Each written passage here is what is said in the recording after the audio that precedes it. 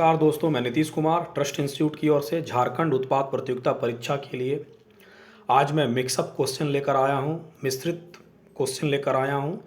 जिन जिन विषयों से क्वेश्चन बनने की संभावना थी मैं उसे लेकर आया हूं। यह प्रश्न पत्र 3 का सामान्य अध्ययन के 40 प्रश्न हैं और ये प्रश्न आपको मज़ेदार लगेंगे, अच्छे लगेंगे। सारे एनसीईआरटी के प्रश्न हैं और मैं आपसे यह आग्रह करता हूं मेरे चैनल को प्रमोट करें, सब्सक्राइब करें, शेयर करें। यह आपके लिए काफ़ी लाभप्रद साबित होगा क्योंकि मैं भी झारखंड लोक सेवा आयोग का 5 बार मेंस लिख चुका हूं, पांचों बार मैं प्री क्लियर किया हूं और मुझे पता है कि कैसे क्वेश्चन बनते हैं और कैसे क्वेश्चन को टेकल किया जाता है। भरोसा रखें, मैं आपके साथ विश्वास के साथ आपके विश्वास पर मैं खरा उतरूँगा। आगे आपका बहुमूल्य समय बर्बाद ना करते हुए सीधे प्रश्नों पर आ रहा हूँ। ये क्लास 7-6 से एनसीईआरटी से लिया गया है। आर्यभट्ट किस सदी के महान गणितज्ञ और खगोल शास्त्री थे? आर्यभट्ट किस सदी के महान गणितज्ञ और खगोल शास्त्री थे? 5वीं सदी, 6ठी सदी, 4थी सदी या 7वीं सदी? इसका आंसर क्या होगा? एक का बी नंबर होगा, 6ठी शताब्दी। आर्यभट्ट किस सदी के महान गणितज्ञ थे? 6ठी शताब्दी के। अगला क्वेश्चन, माँ, बच्चे एवं बीमार राजकुमारी का बेहद कलात्मक चित्र किस गुफा में चित्रित मिलता है? एलोरा की गुफा में, अजंता की गुफा में, कार्ले की गुफा में या नासिक की गुफा में? ये याद रखिएगा, ये अच्छे क्वेश्चन है, ये आ चुके हैं। ठीक है, बीमार राजकुमारी वाला जो क्वेश्चन है ये आया है। माँ, बच्चे, बीमार राजकुमारी का बेहद कलात्मक चित्र किस गुफा में चित्रित किया गया है? एलोरा की गुफा में, अजंता की गुफा में, कार्ले की गुफा में या नासिक की गुफा में? तो इसका आंसर क्या होगा? अजंता की गुफा में। दो का बी नंबर, 2 का बी नंबर। तीसरा क्वेश्चन, एग्जाम आपके समय पर होगा, सरकार बनने के बाद एग्जाम होगी क्योंकि इसमें दौड़ निकला है। किसी प्रकार का कोई रिटर्न का एग्ज़ाम हुआ नहीं है, इसलिए इस एग्ज़ाम पर कोई ग्रहण नहीं है। आप अपनी तैयारी में लगे रहें और क्योंकि कंपटीशन काफ़ी हार्ड होगा, 500 के लगभग सीटें हैं और लगभग लाखों बच्चे दौड़ निकाल रहे हैं, इसलिए कंपटीशन हार्ड होगा। आप अपनी तैयारी को मुकाम दें क्योंकि जीएस और झारखंड डिसाइडिंग फैक्टर होगा, खासकर जीएस, क्योंकि लोग इसे इग्नोर करके चलते हैं, लेकिन ये इसका जो क्वेश्चन का जो सीमाएं हैं वो काफ़ी बृहद है, इसलिए आपको इस पर विशेष ध्यान देना होगा। अगला क्वेश्चन 3 नंबर, अजंता की गुफा में माँ, बच्चे, बीमार राजकुमारी के चित्र किस काल में तैयार किए गए हैं? अजंता की गुफा में जो माँ, बच्चे और बीमार राजकुमारी के चित्र हैं वो किस काल में तैयार की गई है? मौर्य काल में, सातवाहन काल में, गुप्त काल में या गुप्तोत्तर काल में? तो इसका आंसर क्या होगा? गुप्त काल में। 3 का सी। ये भी क्लास 6 के से लिया गया है, इतिहास की पुस्तक से। अजंता में कुल कितनी गुफाएं हैं? ये कल्चर से क्वेश्चन है। अजंता में कुल कितनी गुफाएं हैं? 17 गुफाएं, 29 गुफाएं, 30 गुफाएं या 31 गुफाएं? तो इसका आंसर क्या होगा? बी नंबर, 29 गुफाएं। अजंता में कुल जो है वो 29 गुफाएं हैं। अच्छा, अगला क्वेश्चन 5 नंबर, तेजपाल मंदिर कहाँ स्थित है? खजुराहो में, माउंट आबू में, तंजौर में या भुवनेश्वर में? तेजपाल मंदिर, ये भी क्लास 6 के एनसीईआरटी से लिया गया पीछे वाले चैप्टर से। इसका आंसर क्या होगा? माउंट आबू। ठीक है, 5 का बी नंबर होगा, 5 का बी नंबर। तेजपाल मंदिर कहाँ पर है? माउंट आबू में है। अगला क्वेश्चन, दक्षिण भारत के मंदिरों के निर्माण में किस शैली का प्रयोग किया गया है? नागर शैली, द्रविड़ शैली, वैसर शैली या चंपू शैली? तो इसका आंसर क्या होगा? 6 का बी नंबर होगा, द्रविड़ शैली। याद रखिएगा, उत्तर भारत के मंदिर जो हैं वो नागर शैली में बने हुए हैं, दक्षिण भारत के मंदिर द्रविड़ शैली में बने हुए हैं और वैसर शैली जो है वो नागर और द्रविड़ शैली का मिला जुला रूप है जो मध्य भारत के आसपास आपको देखने को मिलेंगे। 7 नंबर क्वेश्चन, इनमें से कौन सा मिलान गलत है? कौन सा मिलान गलत है? सी यू की ह्वेनसांग, तहकीक हिंद अलबिरूनी, फो यू की फाहियान, हर्षचरित हर्षवर्धन? तो इसमें कौन सा है? ए 7 का डी नंबर, ये मिलान गलत है। सी यू की जो है ह्वेनसांग की यात्रा विवरण को कहा गया है, अलबिरूनी तहकीक हिंद, ये भी सही है।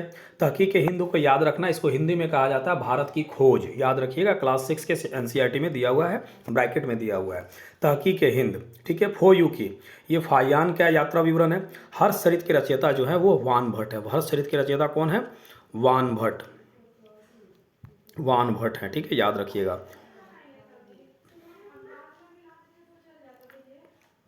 अगला क्वेश्चन 8 नंबर।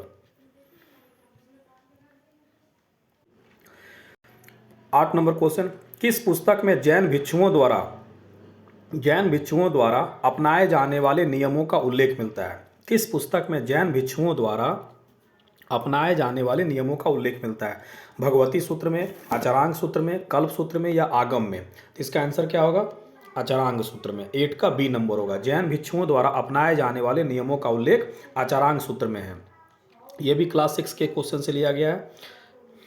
अगला क्वेश्चन, महावीर की शिक्षाओं का संग्रह किस पुस्तक में मिलता है? महावीर की शिक्षाओं का संग्रह किस पुस्तक में मिलता है? भगवती सूत्र में, आचरांग सूत्र में, कल्प सूत्र में या परिशिष्ट पर्वन में? तो इसका आंसर क्या होगा? भगवती सूत्र में। महावीर की शिक्षाओं का संग्रह भगवती सूत्र में है। ठीक है। परिशिष्ट पर्वन के रचयिता हेमचंद्र हैं, याद रखिएगा, ये पूछा जाता है कभी कभी। अगला क्वेश्चन, कल्प सूत्र। कल्प सूत्र की रचना किसने की थी? ये भी क्लास 6 के एनसीईआरटी से है। कल्प सूत्र की रचना किसने की थी? हेमचंद्र, भद्रबाहु, देवर्षि, क्षमा शर्मन या अश्वघोष? तो इसका आंसर क्या होगा? 10 का बी नंबर, भद्रबाहु। कल्प सूत्र की रचना किसने की थी? भद्रबाहु ने की थी। ठीक है। अगला क्वेश्चन 11 नंबर क्वेश्चन। जितने भी मैंने वीडियो डाला आप उसे रिवाइज करते रहें, क्योंकि रिवीजन आप कीजिएगा तो आपका करेक्शन ज़्यादा होगा, आप कम से कम गलत कीजिएगा। महात्मा बुद्ध के निर्वाण की घटना का प्रतीक चिन्ह क्या है? महात्मा बुद्ध के निर्वाण की घटना का प्रतीक चिन्ह क्या है? कमल, स्तूप, पद चिन्ह या घोड़ा? ठीक है। तो 11 का आंसर क्या होगा? पद चिन्ह। महात्मा बुद्ध के निर्वाण की घटना का, किस घटना का? निर्वाण की घटना का प्रतीक चिन्ह है पद चिन्ह। और याद रखिएगा, कमल या सांड जो है वो जन्म का प्रतीक है, और स्तूप जो है मृत्यु का प्रतीक है, और घोड़ा गृह त्याग का प्रतीक है। ठीक है, याद रखिएगा। ठीक है। अगला क्वेश्चन 12 नंबर, महान हिमालय का क्रोड, ये यहाँ से है, ज्योग्राफी से मैं डाला हूँ, क्लास 9 के एनसीईआरटी से। ठीक है। महान हिमालय का क्रोड किस प्रकार का चट्टान का बना हुआ है? ठीक है। महान हिमालय का जो क्रोड है वो किस प्रकार के चट्टान से बना हुआ है? ग्रेनाइट, बेसाल्ट, अवसादी या क्वार्टजाइट? तो इसका आंसर क्या होगा? 12 का ए नंबर होगा, ग्रेनाइट का। महान हिमालय का जो क्रोड है वो ग्रेनाइट का बना हुआ है। अगला क्वेश्चन 13 नंबर, प्रायद्वीप पठार किस प्रकार के चट्टान से बना हुआ है? यह भी क्लास 9 से है एनसीईआरटी। आग्नेय, अवसादी, रूपांतरित या ए और सी दोनों? इसका आंसर क्या होगा? 13 का डी नंबर होगा, 13 का डी नंबर होगा। प्रायद्वीप पठार जो है वो आग्नेय और रूपांतरित चट्टान से बना हुआ, आग्नेय और रूपांतरित चट्टान से बना हुआ। कौन सा? प्रायद्वीप पठार। अगला क्वेश्चन 14 नंबर, हिमालय भूगर्भीय रूप से किस प्रकार का पर्वत है? युवा पर्वत, वलित पर्वत, अवशिष्ट पर्वत या ए बी दोनों? तो इसका आंसर क्या होगा? 14 का ए नंबर। हिमालय भूगर्भीय रूप से युवा पर्वत है, और बनावट की दृष्टि से कैसा है? वलित पर्वत। वलित पर्वत जो है ये बनावट की दृष्टि से है। कैसे, किसकी दृष्टि से है? बनावट की दृष्टि से है, बनावट की दृष्टि से। ठीक है। और भूगर्भीय दृष्टि से युवा पर्वत है। अगला क्वेश्चन क्लास 9 में दिया हुआ है, हिमालय वाले सेक्शन में। अगला क्वेश्चन, हिमालय पर्वत की चौड़ाई कश्मीर क्षेत्र में कितनी है? 400 किलोमीटर, 150 किलोमीटर, 200 किलोमीटर या 300 किलोमीटर? तो इसका आंसर क्या होगा? 400 किलोमीटर। हिमालय पर्वत की चौड़ाई कश्मीर क्षेत्र में 400 किलोमीटर है। 15 का ए नंबर। अगला क्वेश्चन 16 नंबर, नीलगिरी और अन्नामलाई पहाड़ी के बीच कौन सा दर्रा स्थित है? ठीक है। तो पालघाट, भोरघाट, थालघाट या सेनकोट्टा दर्रा? तो इसका आंसर क्या होगा? 16 का ए नंबर होगा, पालघाट। नीलगिरी और अन्नामलाई पहाड़ी के बीच पालघाट दर्रा है, 16 का A number. 17 number question, Kumaon Himalaya किन दो नदियों के बीच स्थित है? कुमायूं हिमालय किन दो नदियों के बीच स्थित है? ये भी क्लास 9 के एनसीईआरटी से हिमालय वाले सेक्शन से दिया हूँ। सतलज से काली, काली से तिस्ता, तिस्ता से दिहांग, सिंधु से सतलज। ठीक है। तो इसका आंसर क्या होगा? 17 का ए नंबर, सतलज से काली के बीच है। कुमायूं हिमालय जो है वो सतलज से काली के बीच है। ठीक है। 17 का ए नंबर। अगला क्वेश्चन 18, पूर्वांचल की पहाड़ियां किस प्रकार के सेल से बनी है? पूर्वांचल की पहाड़ियां किस प्रकार के सेल से बनी है? ग्रेनाइट, नीस, बलुआ पत्थर या क्वार्टजाइट? इसका आंसर क्या होगा? बलुआ पत्थर से बनी है। पूर्वांचल की पहाड़ियाँ जो हैं वो किस प्रकार के सेल से बनी है? बलुआ पत्थर। ये भी क्लास 9 के एनसीईआरटी से दिया हुआ, हिमालय वाले सेक्शन से। 19 नंबर क्वेश्चन, सिंधु, गंगा और ब्रह्मपुत्र से निर्मित मैदान का विस्तार कितना है? 5 लाख वर्ग किलोमीटर, 6 लाख वर्ग किलोमीटर, 8 लाख वर्ग किलोमीटर या 7 लाख वर्ग किलोमीटर? तो 19 का आंसर क्या होगा? डी नंबर, 7 लाख वर्ग किलोमीटर। सिंधु, गंगा और ब्रह्मपुत्र से निर्मित मैदान का विस्तार 7 लाख वर्ग किलोमीटर है। 19 का डी, 19 का D number. 20 number question, Ganga के मैदान का विस्तार किन नदियों के बीच है? सतलज से काली, काली से तिस्ता, तिस्ता से दिहांग या घग्घर से तिस्ता? तो इसका आंसर क्या होगा? 20 का डी नंबर होगा। 20 का डी, घग्घर से तिस्ता। गंगा के मैदान का विस्तार जो है वो घग्घर से तिस्ता है। 20 का डी। 21 नंबर क्वेश्चन, कितने डिग्री अक्षांश से भारत हिंद महासागर की ओर सकरा होता जाता है? 30 डिग्री उत्तरी अक्षांश, 22 डिग्री उत्तरी अक्षांश, 22 डिग्री दक्षिणी अक्षांश, 30 डिग्री दक्षिणी अक्षांश? तो इसका आंसर क्या होगा? 22 डिग्री उत्तरी अक्षांश। 21 का बी नंबर, 21 का बी नंबर, 22 डिग्री उत्तरी अक्षांश। ये क्लास 9 के पहले चैप्टर में जो भारत की स्थिति बताई गई है उस चैप्टर से है। अगला क्वेश्चन 22 नंबर,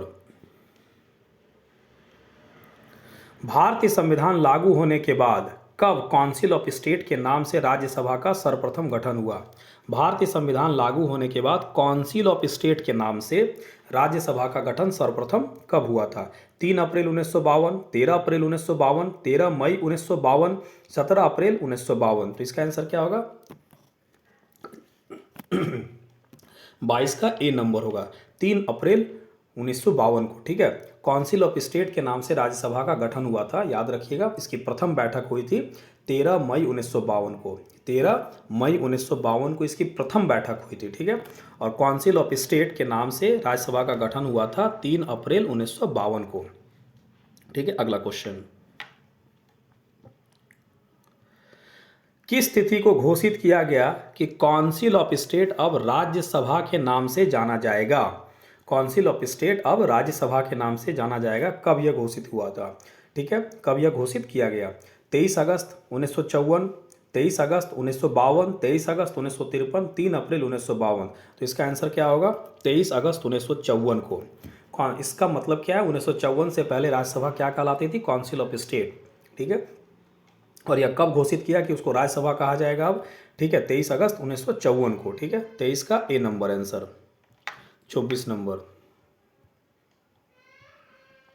प्रथम लोकसभा का गठन कब हुआ? 3 अप्रैल 1952, 13 अप्रैल 1952, 13 मई 1952 और 17 अप्रैल 1952? तो इसका आंसर क्या होगा?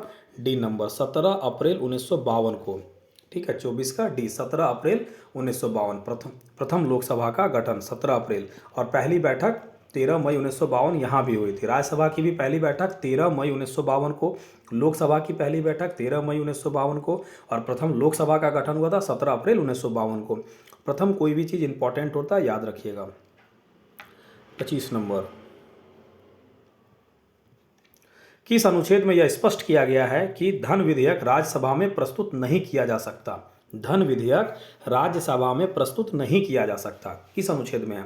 अनुच्छेद 109, अनुच्छेद 110, अनुच्छेद 111, अनुच्छेद 113? तो 25 का आंसर क्या होगा? ए नंबर, अनुच्छेद 109 में कहा गया है कि धन विधेयक राज्यसभा में प्रस्तुत नहीं किया जा सकता, अनुच्छेद 109 में कहा गया है। 25 का ए नंबर। 26 नंबर क्वेश्चन, संसद सदस्यों को संसद के अधिवेशन के कितने दिन पूर्व या पश्चात किसी सिविल मामले में, याद रखिएगा, सिविल मामले में गिरफ्तार नहीं किया जा सकता? संसद सदस्यों को सिविल मामले में गिरफ्तार नहीं किया जा सकता उसके अधिवेशन से कितने दिन पूर्व और कितने दिन पश्चात तक? 50 दिन पूर्व, 60 दिन, 40 दिन या 30 दिन? तो इसका आंसर क्या होगा? 26 का सी नंबर होगा। ठीक है, 40 दिन पूर्व, संसद के अधिवेशन से 40 दिन पूर्व और 40 दिन पश्चात सिविल मामलों में गिरफ्तार नहीं किया जा सकता, आपराधिक मामलों में गिरफ्तार हो सकता है। और ये बात किस अनुच्छेद में कही गई है? 105 में कही गई, अनुच्छेद 105 में कही गई है, याद रखिएगा। 26 का सी नंबर होगा। ठीक है, 27 नंबर क्वेश्चन, संसदीय व्यवस्था किस देश की देन है? भारत की, अमेरिका की, ब्रिटेन की या स्विट्जरलैंड की? तो इसका आंसर क्या होगा? 27 का ए नंबर, शून्यकाल जो है ये भारत की संसदीय व्यवस्था की देन है, भारत की, याद रखिएगा। ठीक है, भारतीय संविधान में पार्लियामेंट्री जो संविधान है कहीं भी शून्यकाल का लिखा हुआ नहीं है, प्रेस का दिया हुआ है और ये लगभग 12 बजे के लगभग शुरू होता है। ठीक है, अगला क्वेश्चन 28 नंबर। अब तक कितनी बार मंत्रिमंडल द्वारा उप प्रधानमंत्री पद का सृजन किया गया? कितनी बार मंत्रिमंडल के द्वारा उप प्रधानमंत्री पद का सृजन किया गया? 5 बार, 6 बार, 7 बार या 8 बार? तो 28 का आंसर क्या होगा? सी नंबर, 7 बार।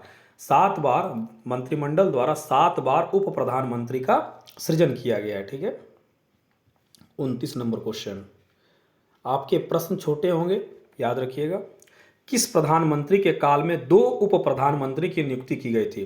किस प्रधानमंत्री के काल में 2 उप प्रधानमंत्री की नियुक्ति की गई थी? पंडित जवाहरलाल नेहरू, श्रीमती इंदिरा गांधी, मोरारजी देसाई या चौधरी चरण सिंह? तो 29 का आंसर क्या होगा? सी नंबर, 29 का सी नंबर होगा। ठीक है, 1979 में, ठीक है, सो मोरारजी देसाई की जब सरकार बनी थी तो चौधरी चरण सिंह एक पहले उप प्रधानमंत्री थे और दूसरा उप प्रधानमंत्री जगजीवन राम थे। ठीक है, तो इस याद रखिएगा।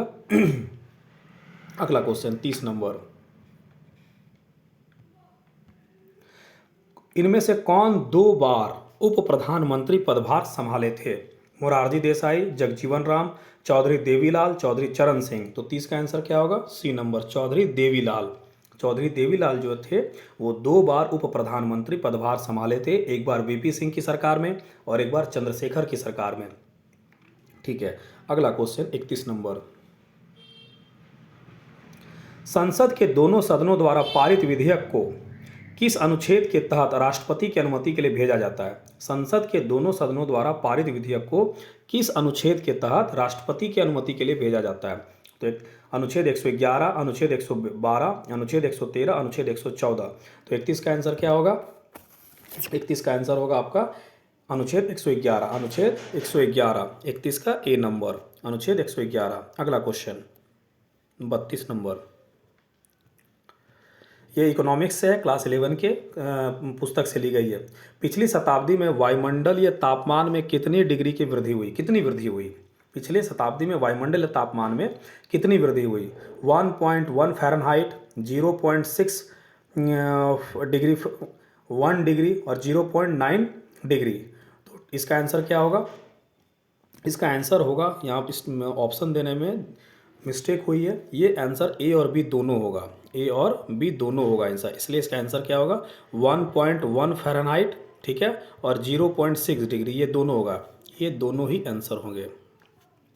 ठीक है, अगला क्वेश्चन 32 नंबर, सॉरी 33 नंबर, अभी 33 नंबर क्वेश्चन, ये भी क्लास 11 के एनसीईआरटी से दिया गया है। क्योटो प्रोटोकॉल कब अस्तित्व में आया? 1997, 1999, 1997 में, 1999 में, 1998 में या 2005 में? तो इसका आंसर क्या होगा?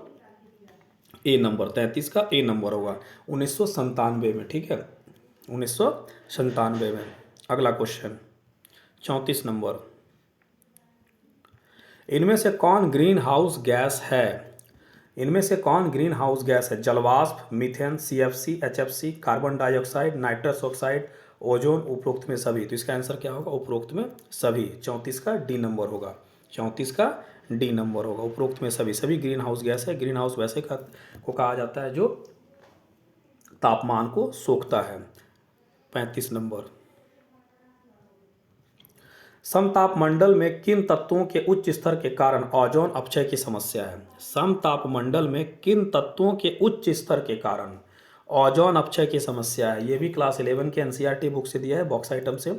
क्लोरीन, ब्रोमीन, ये भी दोनों या जलवाष्प? तो इसका आंसर क्या होगा? सी नंबर, 35 का सी नंबर। समतापमंडल में किन तत्वों के उच्च स्तर के कारण ओजोन अपक्षय की समस्या है? तो क्लोरीन और ब्रोमीन। तो इसका आंसर क्या होगा? 35 का सी नंबर। 36 नंबर, ये इकोनॉमिक्स से है। क्षेत्रीय ग्रामीण बैंक की स्थापना, क्षेत्रीय ग्रामीण बैंक की स्थापना कब की गई थी? 2 अक्टूबर 1975, 2 अक्टूबर 1985, 2 अक्टूबर 1995, 2 अक्टूबर 1965। तो इसका आंसर क्या होगा? 36 का ए नंबर, 2 अक्टूबर 1975। ठीक है, क्षेत्रीय ग्रामीण बैंक की स्थापना हुई थी 2 अक्टूबर 1975, 36 का ए नंबर। अगला क्वेश्चन 37 नंबर क्वेश्चन, सार्वजनिक वितरण प्रणाली हेतु खाद्यान्न उपलब्ध कराने का उत्तरदायित्व किस संस्था की है? ठीक है, पीडीएस के तहत जो खाद्यान्न उपलब्ध कराया जाता है उसका उपलब्ध कराने की जिम्मेवारी किस पर है? ठीक है, भारतीय खाद्य निगम एफसीआई को, या केंद्रीय भंडारागार निगम सीडब्ल्यूसी को, या राज्य भंडारागार निगम एसडब्ल्यूसी को, या उपरोक्त में सभी। तो इसका आंसर क्या होगा? 37 का ए नंबर होगा, 37 का ए। ठीक है, भारतीय खाद्य निगम एफसीआई को है। 38 नंबर, भारतीय खाद्य निगम की स्थापना कब हुई? 1965 में, 1975 में, 1985 में, 1966 में। तो इसका आंसर क्या होगा? 38 का ए नंबर। एफसीआई की स्थापना कब हुई थी? 1965 में हुई थी। एफसीआई की, भारतीय खाद्य निगम की स्थापना 1965 में। अगला क्वेश्चन 39 नंबर क्वेश्चन, न्यूनतम समर्थन मूल्य का कौन आयोग सरकार को सिफारिश करती है? न्यूनतम समर्थन मूल्य जो है, ठीक है, ये कौन सा आयोग सरकार को सिफारिश करती है? कृषि लागत एवं मूल्य आयोग, भारतीय खाद्य निगम, कॉडेक्स, या राज्य वित्त निगम। तो इसका आंसर क्या होगा? 39 का ए नंबर। ठीक है, कृषि लागत एवं मूल्य आयोग जो है वो सरकार को न्यूनतम समर्थन मूल्य की सिफारिश करती है। ठीक है, जिसे सरकार लागू करती है। अगला क्वेश्चन 40 नंबर क्वेश्चन, कृषि लागत एवं मूल्य आयोग की स्थापना कब की गई थी? 1965 में, 1966 में, 1967 में, या 1969 में। तो इसका आंसर क्या है? कृषि लागत और मूल्य आयोग की स्थापना 1965 में की गई थी। याद रखिएगा, कृषि लागत यही आपके न्यूनतम समर्थन मूल्य एमएसपी जिसके बारे में कहते हैं, एमएसपी मिनिमम सपोर्ट प्राइस का सिफारिश करती है सरकार को। तो कृषि लागत और मूल्य आयोग की स्थापना 1965 में हुई थी। अगला क्वेश्चन 41 नंबर क्वेश्चन, वैसे तो आप में एक 40 नंबर ही क्वेश्चन है, 40 जीएस क्वेश्चन लिखा हुआ है, लेकिन एक क्वेश्चन मैं डाल दिया हूँ क्योंकि इसका नाम बदला गया है। कृषि मूल्य आयोग का नाम बदलकर कब कृषि लागत और मूल्य आयोग कर दिया गया? कृषि मूल्य आयोग, ठीक है, कृषि मूल्य आयोग का नाम बदलकर कब कृषि लागत एवं मूल्य आयोग कर दिया गया?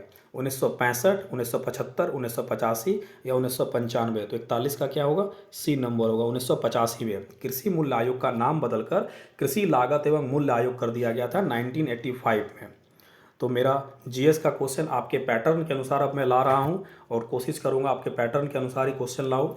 आगे आप लोगों से यह गुजारिश है कि मेरे चैनल को सब्सक्राइब करें, और 19वां वीडियो जल्द ही कल आपके सामने प्रस्तुत होगा। धन्यवाद।